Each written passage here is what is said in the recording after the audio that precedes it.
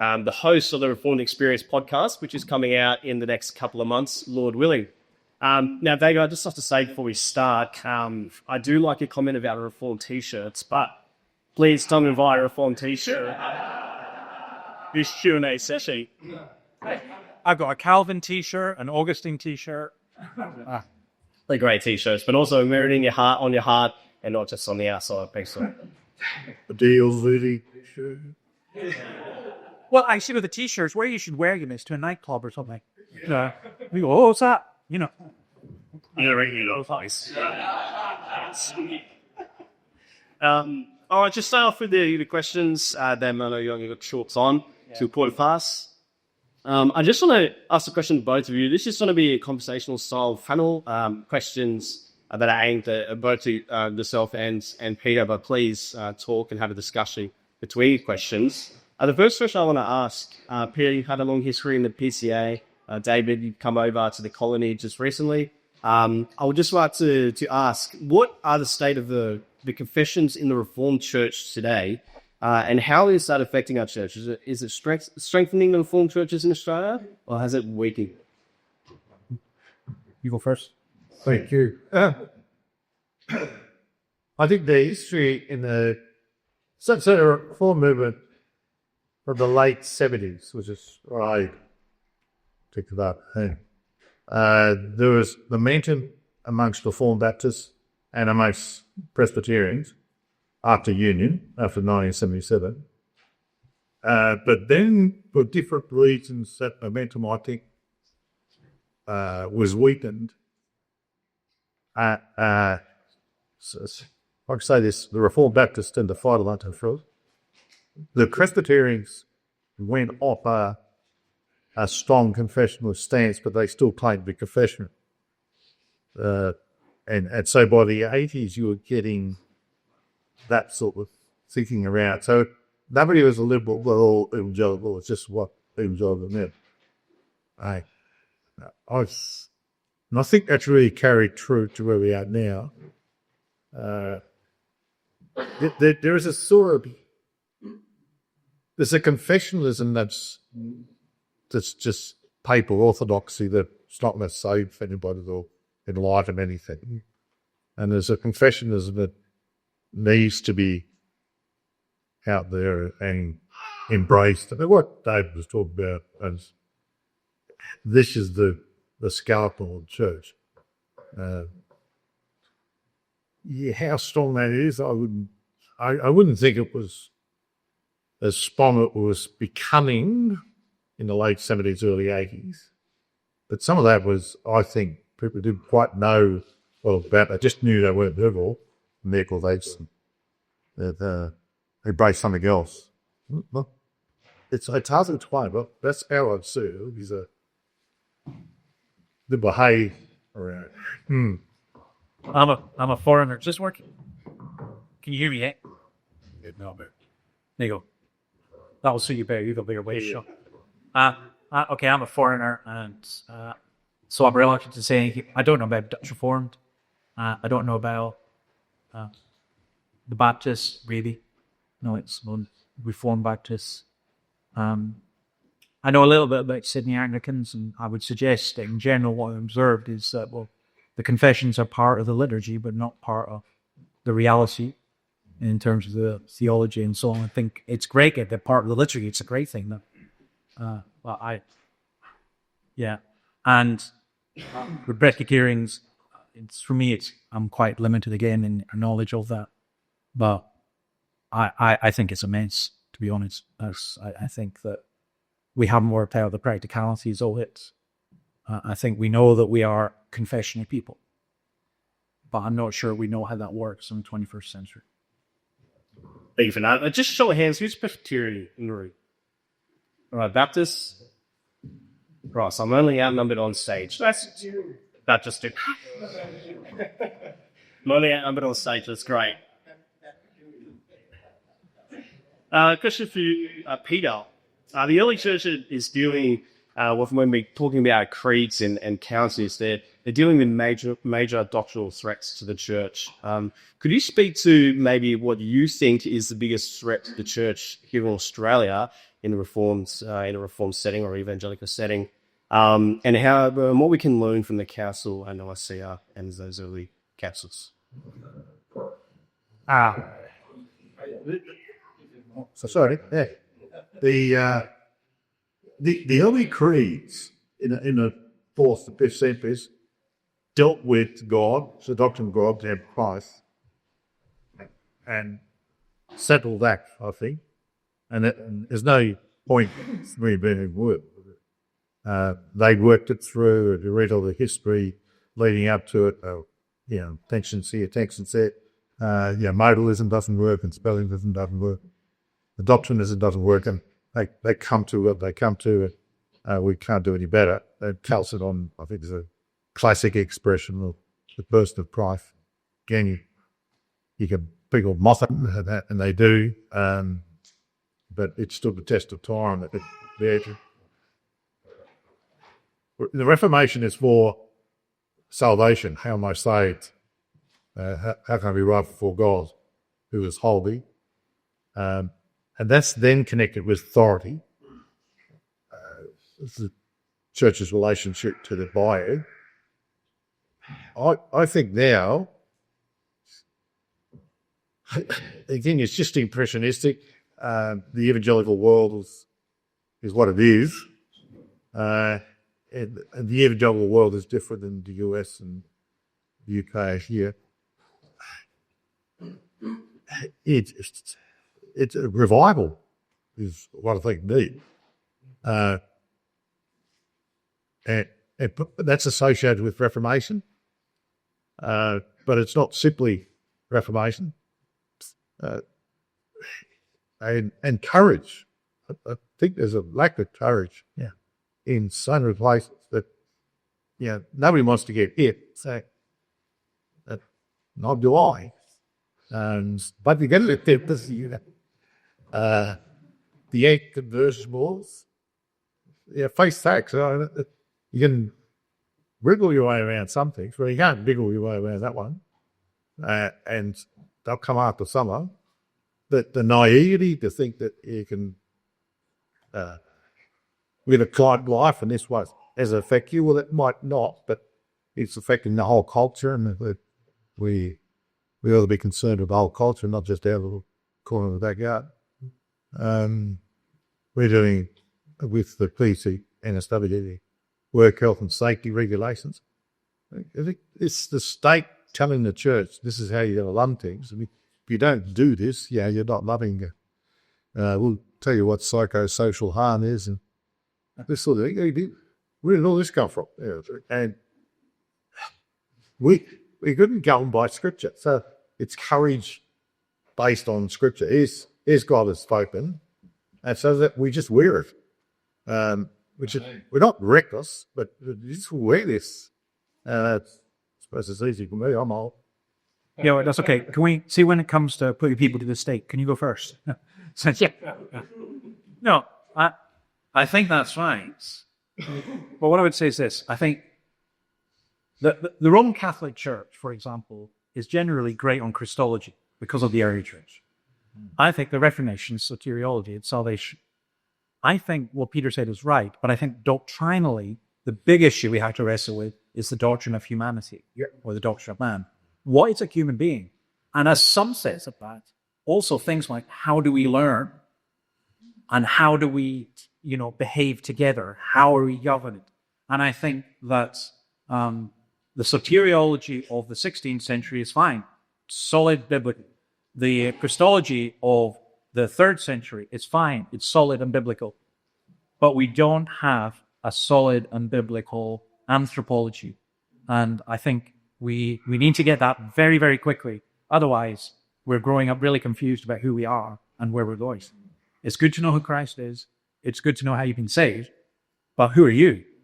And I think we need to get that. I think that. Dave, the question for you, I really do enjoy reading what you have to write on the wefleet.com. I'd recommend anyone go out and read that after this or have a see what David has to say. I was very interested in your interview and your article on the Nexus Conference, which is the Anglican conference. Sorry, guys, at the back, wherever you guys were. Off the back of that, how can these Reformed and confessional churches teach, disciple, and evangelize utilizing our historic creeds and confessions? Okay, well, there's a sense in which I need to apologize because I think out loud, and that's very dangerous. Now I would encourage the young men here, think out loud all you want. Yeah, ask your parents, question. But I find if you do that in church circles, particularly ones that are network-based, you end up in a lot of trouble because there's a code, there's a language, and if you don't speak the code or understand the language, and I just think out loud. And with the Nexus one, I am struggling with how do we do evangelism in 21st century Sydney and beyond. And I felt I wasn't getting, there was good things, but I just felt I'm just missing stuff. And my problem is I don't have the answer. So maybe this will help you a bit. I don't know. I went to a conference in the United States, and I think it was in Atlanta. And I was asked to do a seminar. Now, in American conferences, doing a seminar means you give a talk, but you're not the big speaker. Like there's 3,000 people, you get to speak in a room of 100. And so I went in, and they said, "Where's your PowerPoint?" And they had, this was years ago, and they had 6 assistants to help me with everything. And I said, "I'm sorry, all I've got is this." And it was a bit. I just held up a Bible, and the American missionary who was with us said, "He's Scottish, never mind. He doesn't understand this." And what I did was I said, "I'm going to split into 10 groups. I'm not going to speak. You're going to pretend to be a group of elders. You're going on a mission to Amsterdam. I want you to tell me how you're going to do this mission. You tell me, and I'll critique you." And I did. The first one was great because I said, "We're going to open a coffee shop." I said, "Well, that's great. You've just offered to sell drugs for Jesus." And so that set the tone for the rest of it. Afterwards, this woman came up to me and said, "I need to speak to you. I'm very upset." And I said, "Okay, fine." I said, "Well, go to the main session. We'll have coffee afterwards." She said, "No, now." And when you have one of these American women who's into submission, you have to get in. And she sat down and she said, "I'm an American." I said, "I know." She said, "I'm a missionary." "Yes." I said, "And I'm going to Europe." I said, "Well, great. I hope it was helpful." "No," she said, "it wasn't. Because I'm an American. I'm taught we can do anything. And you came and you trashed everything we say." And I said, "Well, yeah, the devil's going to do a lot worse than that. That was mild. I was being restrained." And she said, "Yeah, but that's not the problem." And I said, "What's the problem?" "You didn't tell us how to do it." And I said, "Why do you think I didn't?" She said, "Because you don't know." I said, "Yeah, you're right. I don't know." And I think we live in a world that it's very hard for us to say we don't know. I'm in Scottskirk in Hamilton. What do I do with a church that had 20 elderly people, no functional families, no young people, all the church planting and revitalization strategies, all that was just a complete waste of time. Because I didn't have any of the stuff they told you to have. And I wasn't going to get it. And people said, "What are you going to do?" I said, "I don't know. I'm just going to teach the Bible and see what happens." And that honestly is my philosophy. I don't think we've got it cracked, but God has blessed that. People are starting coming in. I wish I knew. But my point about that in evangelism is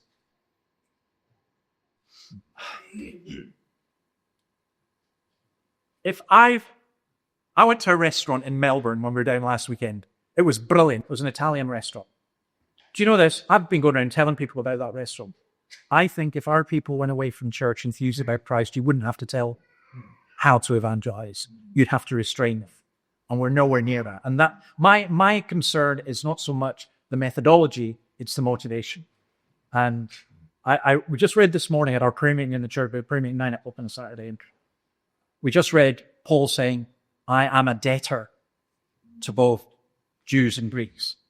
And it's a debtor, but he owes the gospel to them. And I just think, I am a debtor to the people of Newcastle. I owe them the gospel. And that has to be my passion. I would say that's the same for all of you. It's not about building your church. It's not about having a good technique. Techniques can help. I'm not disputing programs or anything like that. I'm not saying don't get it for us. But I'm just simply saying, until you have that sense of debt and compassion, you ain't going nowhere with evangelism.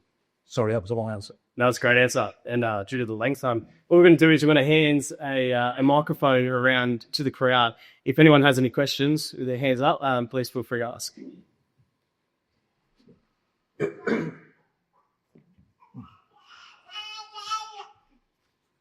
Thank you both. I just wanted to pick up on something that Dave said in his presentation about me a creed or a confession for the 21st century. I was just chatting with Ray friends and just thinking about the Lausanne Covenant in the 20th century. Probably the closest to my mind that we have to something like that. And so for the 21st century, in terms of writing Checkman Creed, what sort of engagement with the Lausanne Covenant would be helpful on? Well, I wish you hadn't. Okay, you did. Yeah, okay, let me go. Right, is this one working? Yeah, this was okay.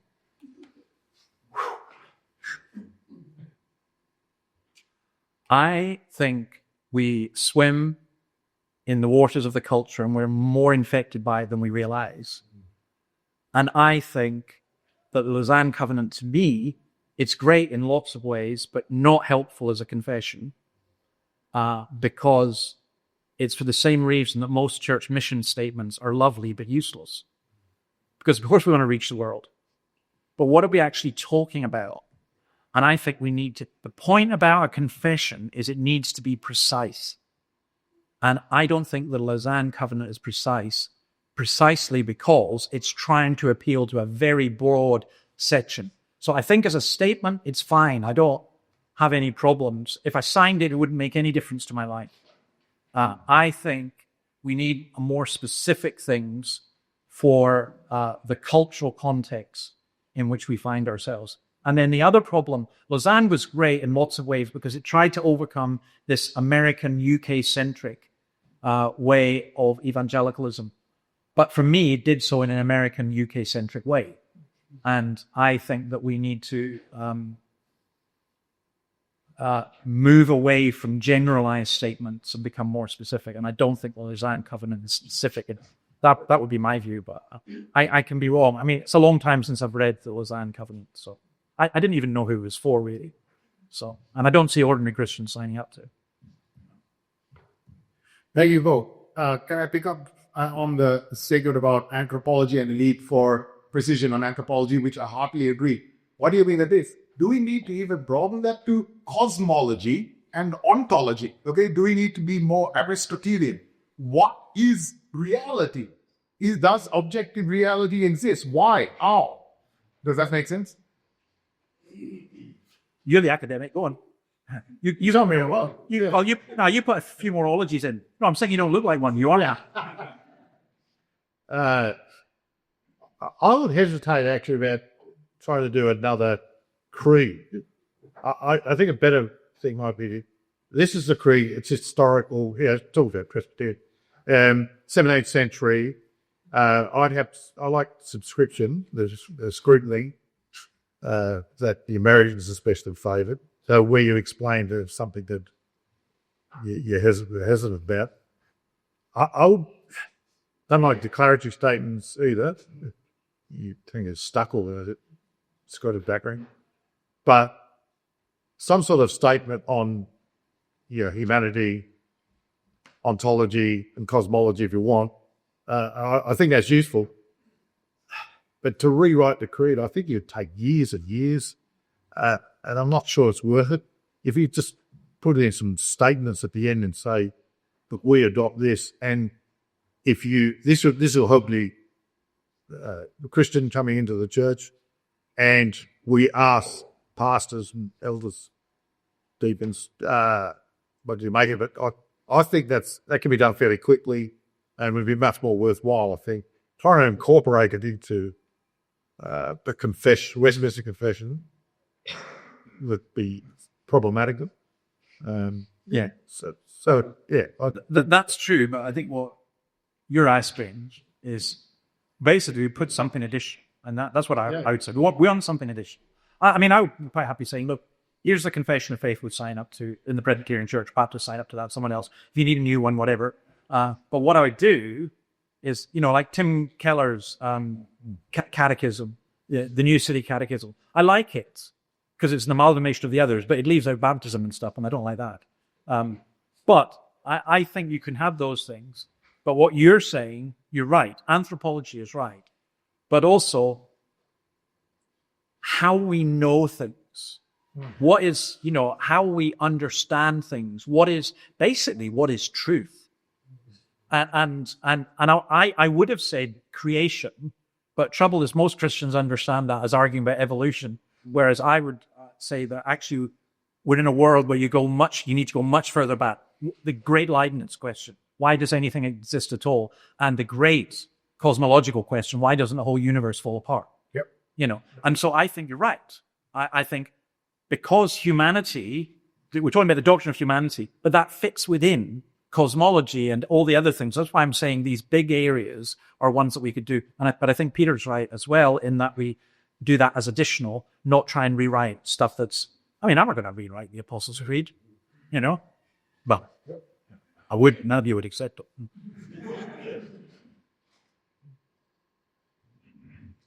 This might come out of left field a bit, but there's one question is, what do you think of ducks? Which I think was a misinterpretation from us, you were just putting that. A slightly more serious question is Canon Plus. So I think the title of Canon Plus Creed, I don't know if there's any allusion to Canon Plus, which actually has had a fair amount of cultural impact. So, what I'm referring to, Canon Plus, Doug Wilson, etc. I found it helpful in terms of some of the things of anthropology and, I won't say too much. Just want to ask, just in terms of just tying into these things, there are answers in Canon Plus, the app, the website. Can you just speak into that? I thought Brett should answer this one.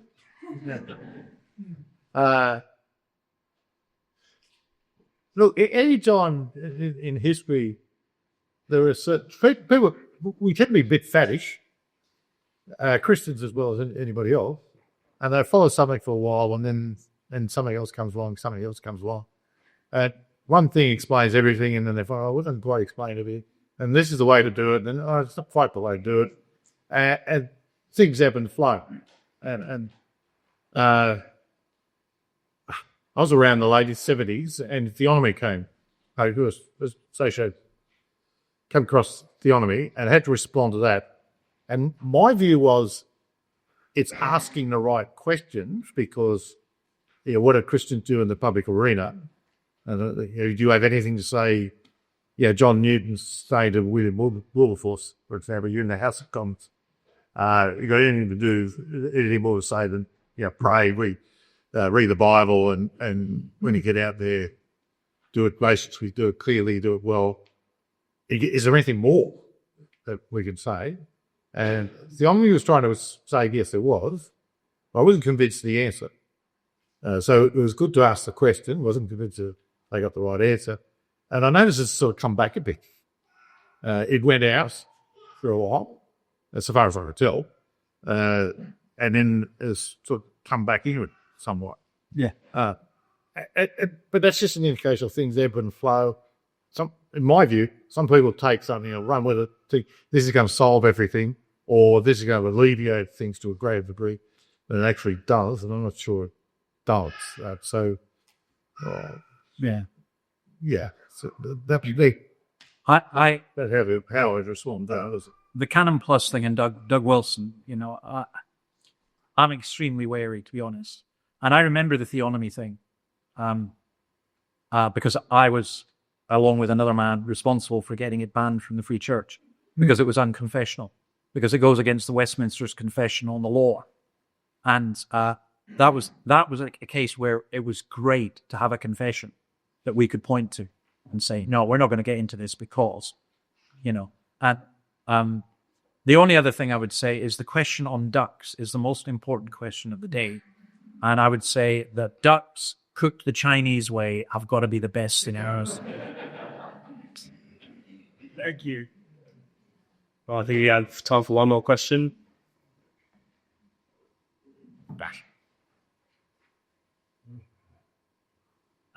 I don't know, just for citing somebody for really speak there, the Riviera of St. George great river, and Duffus Clap is a great bus. It's pretty as well.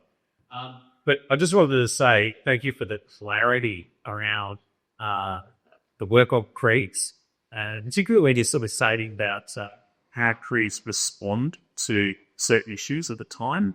I think the creeds, some white tradition, particularly responded to areas of what they thought totalitarianism and with government and ecclesiology structures.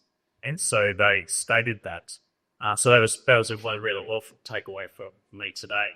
But I just want to ask a question, Peter, about when you said about the Nicene Creed of the history, there was definitely an aspect of struggle in the early church about what happened during the times of persecution.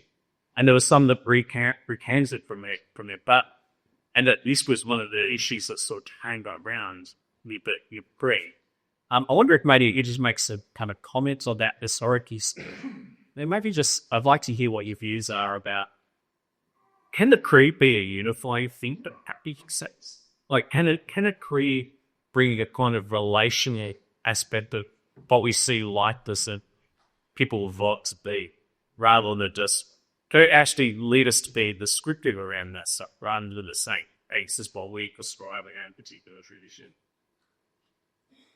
I'm sure we have the two best known splits in the early church were the Novatianists in the mid-3rd century, and then at the beginning of the 4th century, after the Great Persecution, the Donatists.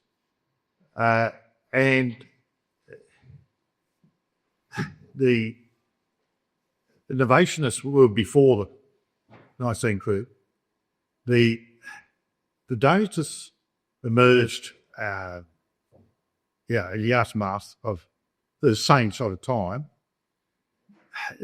Talking about uniting around a creed, both the Novatianists and the Donatists regarded themselves as the true church.